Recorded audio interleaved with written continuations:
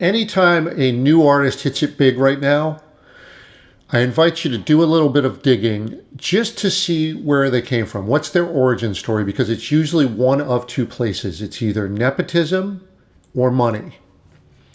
And I'm not going to call out anyone in particular because you can do the research on this. But anytime you see someone that gets elevated in mainstream culture, usually it's a result of one of those two things. And obviously it's not a hard and fast rule, but it's a trend that I've noticed for sure. This is not good for the arts in general. If the only things that will go mainstream are the opinions of rich people or connected people who got there without the struggle, we're going to get a very different picture of what the world is. And to me, that's what art is for, is to show a depiction of your world. Or the world as it is, or the world that we'd like it to be. But that's art's purpose to me.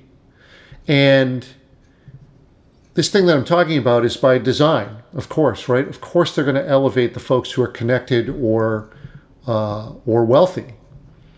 These are the folks that are most likely to protect the status quo. So the status quo elevates them. And this is the case even if they appear edgy, right? That's a brand that's carefully curated. But make no mistake, their status, their connections, it's going to make them easier to control. So whether this is done with intention or not, they protect power. Now, do you need struggle to make great art? Of course not. I don't want to mythologize the struggle.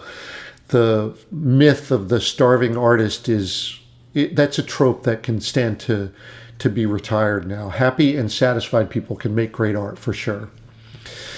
But those who have a lens on life that only includes privilege will have a hard time teaching you about anything that helps you break privilege. Now, I don't say this to discourage you from trying to be successful. Obviously, I'm always on the side of independent artists.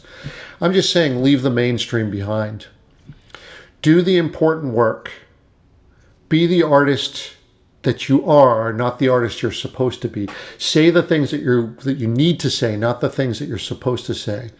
We need art more than ever right now. Art is the thing that's going to lead us out of the mess we've gotten into as a culture.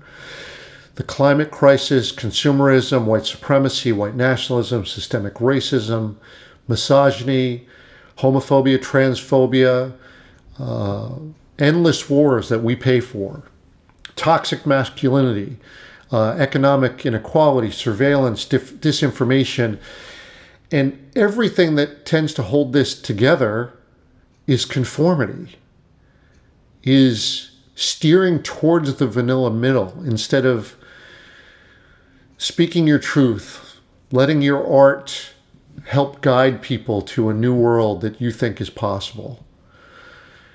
That's the path forward. And we just have to get out of the lionizing of celebrities and those who achieve mainstream success, because it's probably paid for either by money or by connections. And we're never going to get that as independent artists.